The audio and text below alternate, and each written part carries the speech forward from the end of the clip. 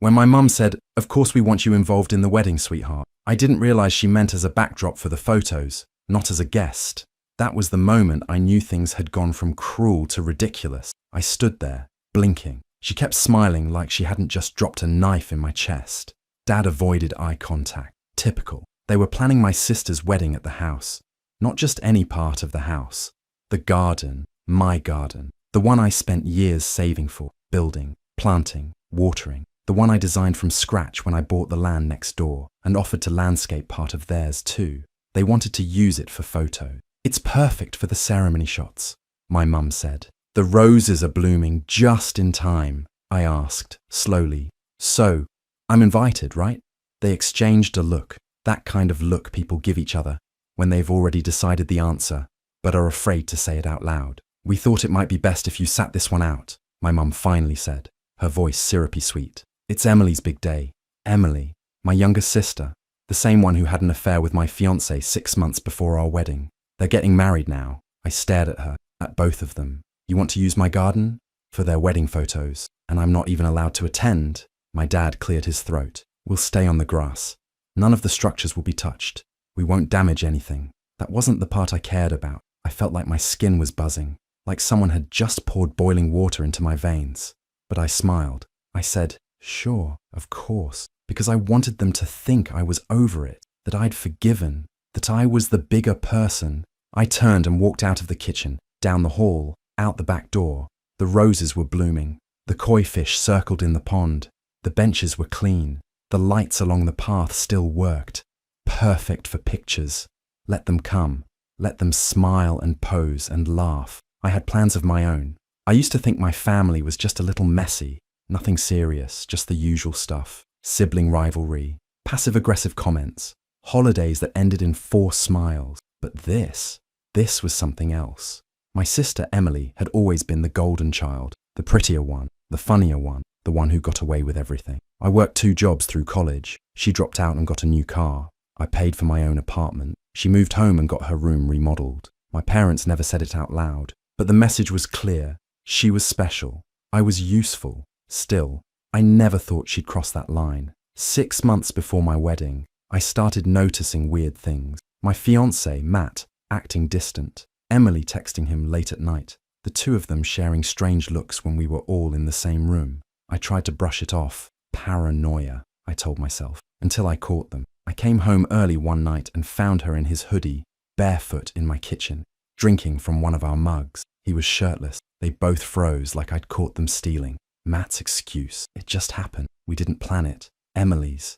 "You 2 weren't working anyway." I went numb. I didn't scream. I didn't cry. I just left. What hurt more than the betrayal was how my parents reacted when I told them. "Oh, honey," my mum sighed. "These things happen." My dad added, "Maybe it's for the best."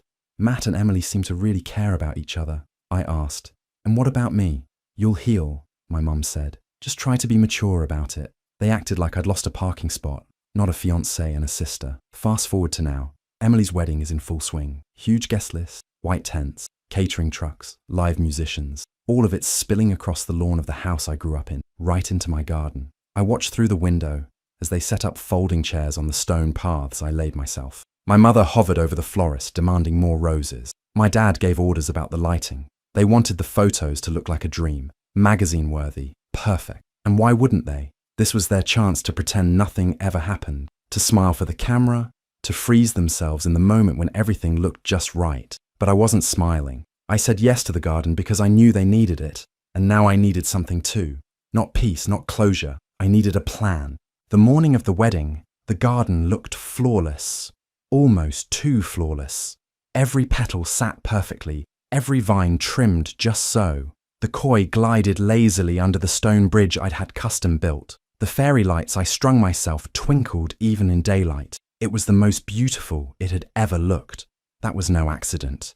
I made sure it was perfect for them. The photographers arrived first, 3 of them, all dressed in black, carrying gear like they were shooting a magazine spread. They set up softboxes and reflectors, tested light angles, rearranged my benches. Then came the guests. High heels clicked across the stone paths. Laughter floated through the air, bubbly and forced. I watched from my upstairs window, sipping tea. And finally, the bride arrived. Emily stepped out of a white SUV in a designer gown that looked like it cost more than my first car. Her makeup was flawless, her hair done in perfect waves. She smiled like a woman who believed in her own innocence. My mother dabbed Emily's fake tears with a monogrammed handkerchief. Dad looked proudly on, like she'd just won a medal. The photos began. There were dozens. Her posing by the pond, by the climbing roses, under the wooden trellis. The photographer instructed her to look down like you're overwhelmed with love. She did. Then he asked her to look off into the distance, like she was thinking of her future. I almost laughed. Then it was time for the full family shot. Everyone was called into position. Aunts, uncles, cousins, smiling, laughing, buzzing around like they weren't standing on betrayal. Someone asked, "Where's the sister?" "Oh," said my mom, "she's not part of the wedding." But I was already on my way down. I walked straight through the gate, down the main path, and onto the lawn. Every head turned. The click of the camera stopped. Emily's jaw tensed. And then they saw what I was holding, a white velvet box, slim and familiar, the kind that once held a ring. I stopped right in front of Emily, met her eyes, and opened it. Inside was the engagement ring Matt had given me. Her smile cracked. The air shifted. I handed it to her. "Since you're wearing the dress," I said quietly, "you might as well finish the look." Then I turned, faced the camera, and smiled. 3 days before the wedding, I ordered 5 discreet security cameras online. They arrived the next morning, smaller than matchboxes, wireless, and perfect for blending into rose bushes and trellises. I positioned one under the koi bridge, one behind the arbor, one in the ivy wall, and 2 in the lantern fixtures. All of them pointed toward the main areas, the pond, the seating setup, the aisle. I didn't do it for safety. I did it for clarity. I edited the footage myself. Late nights, headphones on, screen glowing. I stitched together clips from 6 months ago, texts, voicemails, and a video I recorded the day I found Emily in my kitchen. She'd begged me not to tell anyone. "It's not what it looks like," she said, barefoot and smirking. It was exactly what it looked like. The final video was 7 minutes long. I added subtitles. I timed every line to their smiles, their poses, their fairy tale moments in my garden. The day of the wedding, while they were twirling under string lights and snapping portraits like royalty, I uploaded it. Unlisted YouTube link. No title. Just a silent video of a perfect-looking wedding, overlaid with the truth. Then I sent it to every aunt, every cousin, every family friend who ever asked, "Why aren't you talking to your sister anymore?" To the Facebook group my mum runs for uplifting family content. To Emily's old high school teacher, who once said I was a little intense. Within hours, the messages started rolling in. My cousin Tina, "WTF, did I just watch?" Aunt Clara, "This can't be real. Is this edited?" Emily's college roommate, "She really said it's not what it looks like while wearing your hoodie. Holy hell." By nightfall, it had spread beyond my contact list. Someone posted it on Reddit. Another dropped it into a local gossip forum. People recognized the family, the garden, the faces. The video didn't have sound for most of it, just that warm, glowing silence that feels like trust breaking. When my mum called at midnight, I let it ring. When she texted, "What have you done?" I replied, "I told the truth. You wanted everyone to see how beautiful the wedding was. Now they have." Then I muted the thread and went to bed with my window open, listening to the koi splash in the dark. No filters, no edits, just truth. By morning, their perfect wedding had turned into a group chat horror story. I woke up to 47 missed calls, mostly from numbers I recognized. Aunt Teresa, Cousin Kyle, my mum's church friends. Emily had texted me all night in bursts. "Take it down. This isn't funny. You're sick." Then the real calls started. First came my mother. She didn't yell, which was worse. She cried, full-on sobbing. "How could you do this to us?" She choked out between breaths. "Your sister is devastated. We've been getting calls from everyone. My boss, your father's co-worker, even the neighbor's daughter saw it. You've humiliated the family." I held the phone a little farther from my ear and said calmly, "I thought you didn't want me involved in the wedding. I just shared what I saw from my garden. That's all." "You knew what you were doing," she snapped. "You planned this." "You mean like how Emily planned to sleep with my fiancé?" Silence. She hung up. Not long after, Emily called. No tears, just rage. "You've ruined everything, you jealous bitch," she hissed. "You've embarrassed me in front of everyone." "You did that," I said. "You think this makes you look good?" she shouted. "It makes you look crazy. Better than looking like a liar," she screamed and hung up. An hour later, a friend from Matt's old firm messaged me. The video had made it to his office. Apparently, someone there recognized him and flagged it to HR. There were questions about character, about judgment, about company image. By lunchtime, Matt's LinkedIn page was scrubbed. No job title, no updates, just blank. I didn't hear from him. The video kept climbing. By now it had been downloaded, clipped, memed. Someone turned the line, "It's not what it looks like," into a TikTok sound. I stayed quiet. No posts, no statements, just silence. I sat in the garden with a cup of coffee and watched the sunlight move across the koi pond. The roses were still blooming, just like they had for the wedding. Funny how beauty can survive in a place full of rot. 2 weeks later, I got a text from Emily. Just one word: "Congrats." At first, I didn't respond. Then I saw her Instagram account had gone private, and all the wedding photos had disappeared. No smiling garden shots, no ring close-ups, nothing. Just a black screen where her carefully curated fairy tale used to be. I asked a mutual friend what happened. They said Matt had been let go from his firm and broke things off to focus on himself. Translation: no job, no money, no reason to stay. Emily had lost her wedding, her new husband, and her picture-perfect ending. I should have felt satisfied. I didn't. I just felt done. My mum kept texting. Every few days, like clockwork. "Please take it down, it's hurting everyone. People at church are asking questions. What do you want from us?" Then came the one that ended it. "We had to sell the piano. We needed the money for the catering. I'm sorry." That was it. No warning. No apology for lying. Just a casual mention, like it was some dusty old furniture. The piano. My piano. The one my grandmother gave me when I was 10. The one I learned to play by ear. The one I'd begged them to keep safe when I moved out. They promised they would. They sold it to feed people who watched me get replaced. I didn't reply. I didn't yell. I didn't cry. I just blocked her number. Then I blocked my dad's too. And Emily's for good measure. No more explanations. No more pretending we were still a family. That was the last piece they could take from me. I stood in the garden that evening, barefoot in the grass. The wind moved the vines along the trellis. A few petals drifted into the pond. It was quiet. That piano had been my voice when no one listened, and they sold it to fund a wedding I wasn't welcome at. Some people talk about forgiveness, like it's a gift, like it's something you give to others. I don't buy that. Sometimes, the only thing you can give yourself is space.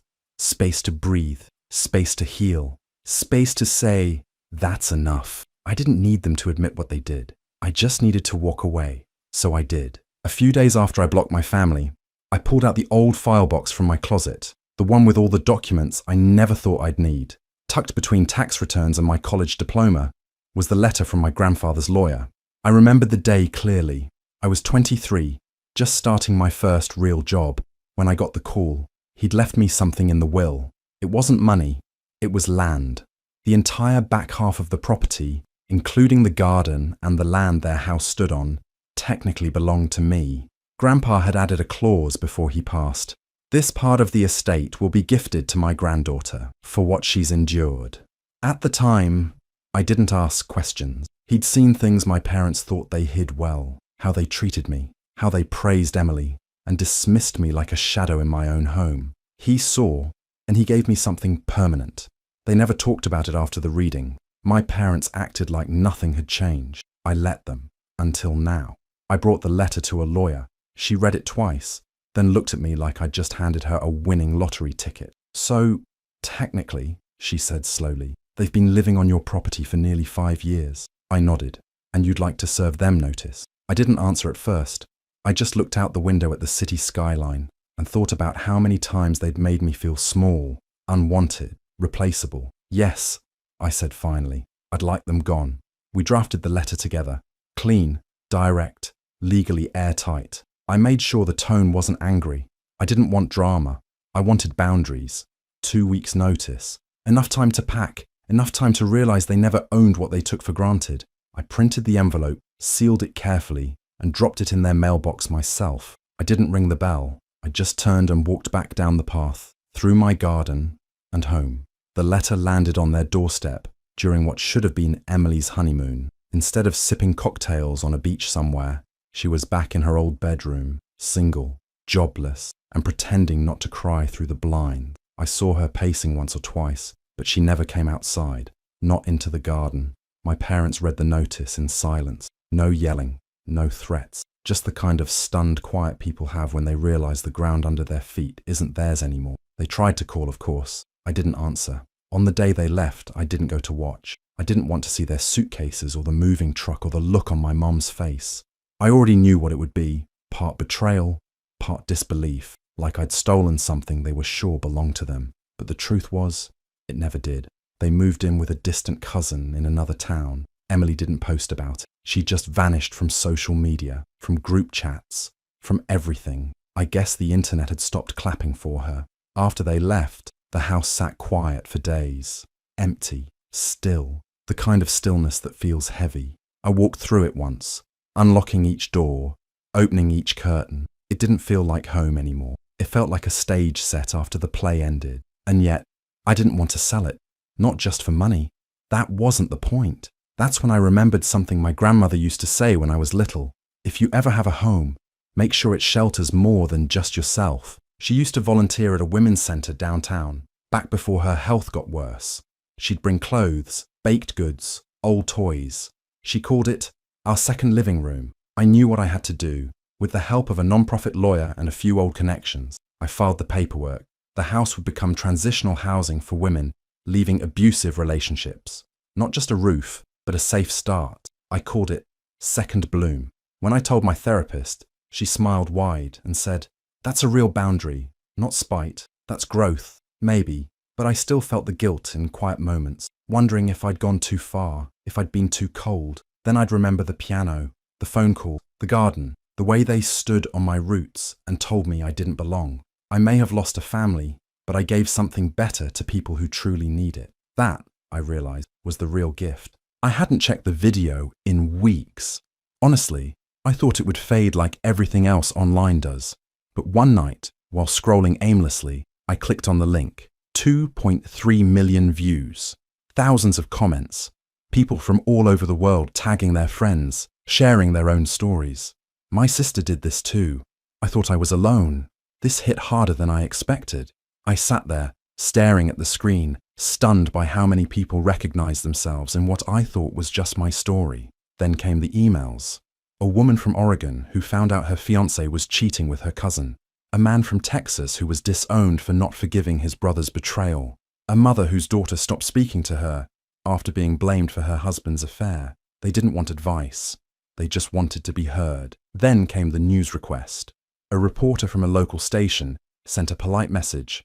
"We're doing a segment on betrayal within families, stories that challenge the idea of unconditional love. Would you be open to sharing yours?" At first, I ignored it. Then I got another message. And another, not from the reporter, but from viewers, thanking me. "You said what I couldn't." This helped me walk away. I sat on it for a few days, thinking. Part of me still didn't want to be the girl from the wedding video. I didn't want to be viral. I wanted to move on. But another part of me knew what it felt like to have no one believe you. So I emailed the reporter back. "Yes," I wrote, "I'll talk." A week later, I sat in a quiet studio under soft lights, across from a kind-faced woman holding cue cards. When she asked, "Why did you share it?" I said, "Because I thought the truth mattered more than the image." She nodded slowly, and for the first time, I told my story out loud, not with anger, not with bitterness, just honesty. By the end, she leaned in and whispered, "That was brave." Maybe it was, or maybe I was just tired of being quiet. 1 year later, the garden looked different, not because the flowers had changed. Most of the same roses still bloomed, and the koi still moved in lazy circles, but because it finally felt like mine again, not something borrowed, not something used, just mine. I called it Second Bloom now, a quiet nod to what came after everything else fell apart. The brunch was small, just close friends, people who'd stood by me without needing explanations. No fake apologies, no forced smiles, just laughter, music, and the kind of quiet joy that doesn't need to be shouted to feel real. We set up low tables on the stone path, soft cushions, linen napkins, pastries still warm from the oven. Someone brought lavender lemonade in mason jars. A friend played acoustic guitar under the trellis. It wasn't a party, it was peace. I didn't think about the wedding, or the video, or what my parents were doing now, until my phone buzzed. A text from my mum. "We miss you. Can we please talk? Just for a moment. It's been long enough." No punctuation, just that quiet, aching tone I knew too well. For a second I stood there with the phone in my hand, thumb hovering over the screen. She hadn't said sorry, not once. Not after the piano, not after the garden, not after the video. It was always about how they were hurt, how I had gone too far. I looked out at my friends, laughing, passing plates, leaning into the moment like nothing else existed, and I realized something. They were my family now, not by blood, but by choice, by kindness, by the simple act of staying when things got hard. So I slid my phone into my pocket and turned away from the message. No reply. Instead, I stepped back into the garden, let the gate close behind me with a soft click, and returned to the table. Someone handed me a croissant. Someone else asked about the koi names. We laughed. The sun filtered through the trees, and for once, there wasn't anything I wished would go differently. I didn't need to burn bridges. I just needed to stop walking back over them. Hi besties. Thank you so much for watching to the end. Please remember to like, comment, and subscribe. Bye.